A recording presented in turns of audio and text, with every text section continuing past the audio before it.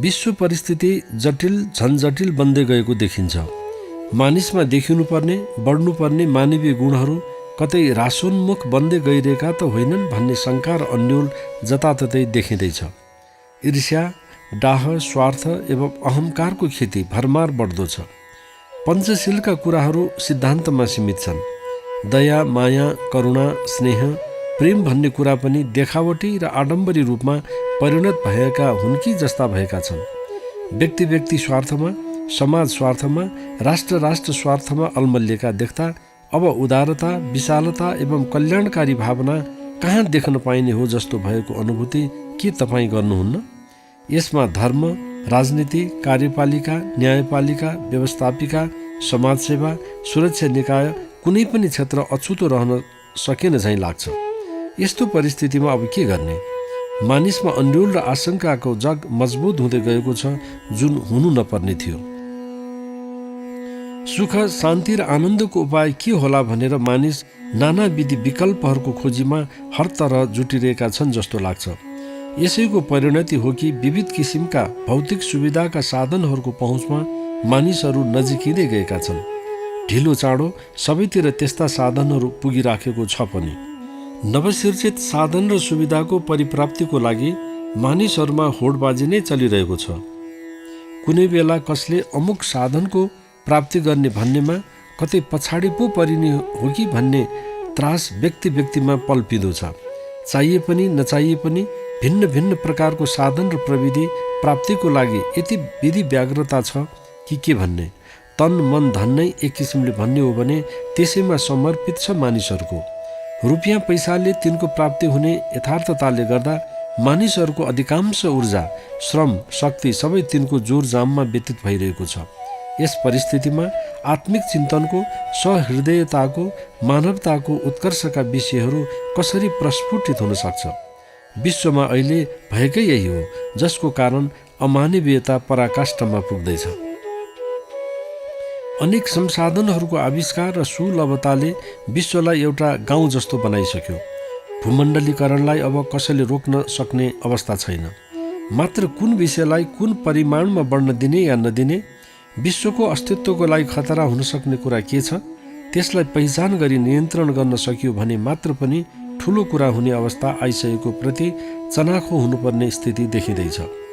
भूमण्डलीकरणको प्रतिस्पर्धामा चिन्तन र सोचाइहरू पनि त्यही अनुकूल, उदार र विशाल हुनु जति जरुरी छ त्यो हुन नसकी संकीर्णता र लघुतामा अल्मलिएको अवस्था विकसित र सभ्य मानिने ठुला ठुला देशहरूमा समेत देखिँदा आगामी दिनहरू कति सङ्क्रमणकालिक अवस्थाले गुज्रिने हुन् हेर्न बाँकी छ।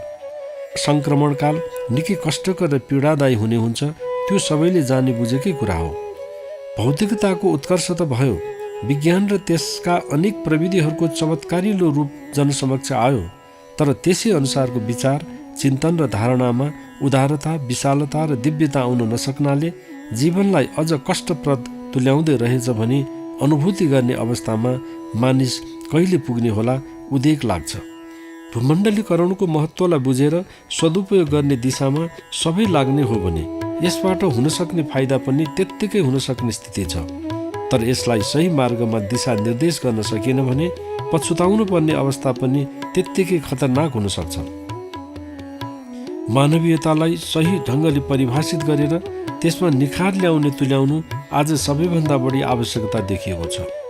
मानवीयतामा परेको खडेरीकै कारण युद्ध, यातना, द्वन्द्व, आतंक, वैमनस्य, षड्यन्त्र, झैझगडा जस्ता अस्वस्थकर एवं नकारात्मक घटनाहरू क्रमशः बढ्दै गइरहेका छन्, यसमा दुई मत छैन। विज्ञानको चमत्कारमा मानवीय संवेदना तथा आध्यात्मिकतामा विज्ञानको चेत रहने गरी प्रविधिको विकास हुने वातावरण बन्न सक्यो भने यसले ब्रह्माण्डकै भलो गर्ने हुन्छ। त्यसको अभावमा विज्ञानको उत्कर्ष त हुन्छ, तर चेतनता शून्य हुँदै जाँदा जीवनको सुरक्षाप्रति चासो बढे पनि जीवनको पवित्रता भने घट्दै गई जीवन भनेको खोक्रो, आडम्बरी, देखावटी बन्न पुग्ने खतरा सबैभन्दा घातक हुने हुन्छ, यो विचारणीय छ। प्रविधि आफै चल्ने होइन, त्यसलाई चेतना भएकोले बनाउने हुन्, चलाउने हुन्, जगाउने हुन्।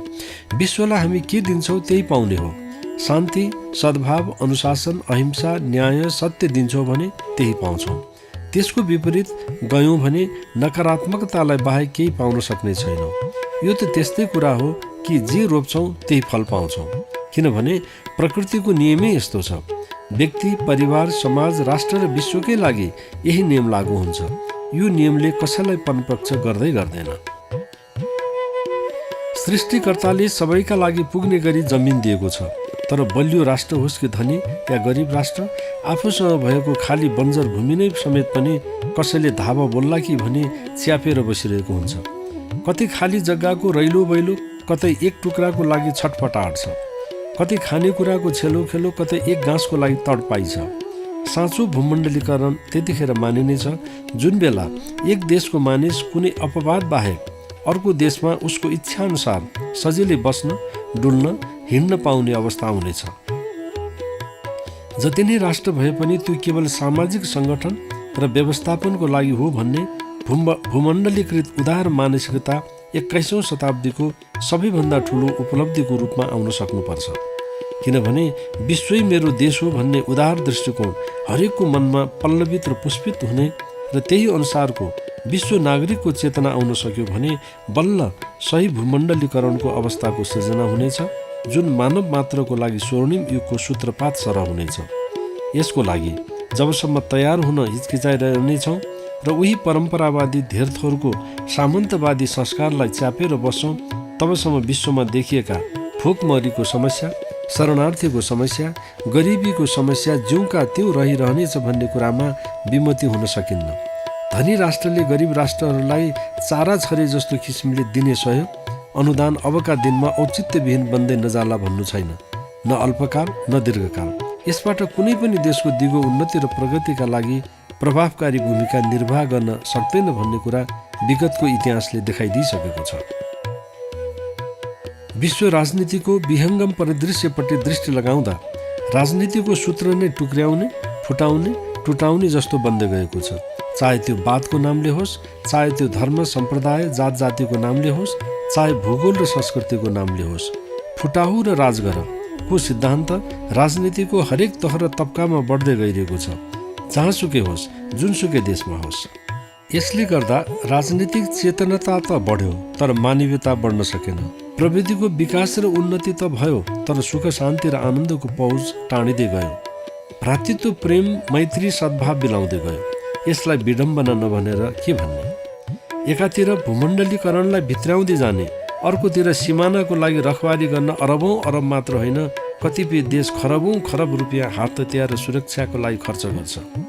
मानवताको सम्वर्धन एवं विश्वमा सुख शान्ति बहाली गर्नका लागि खर्च गर्न सकिने यस्ता ठुला ठुला रकम बालुवामा पानी हालिएसरी बेफाकमा खर्च भइरहेको छ।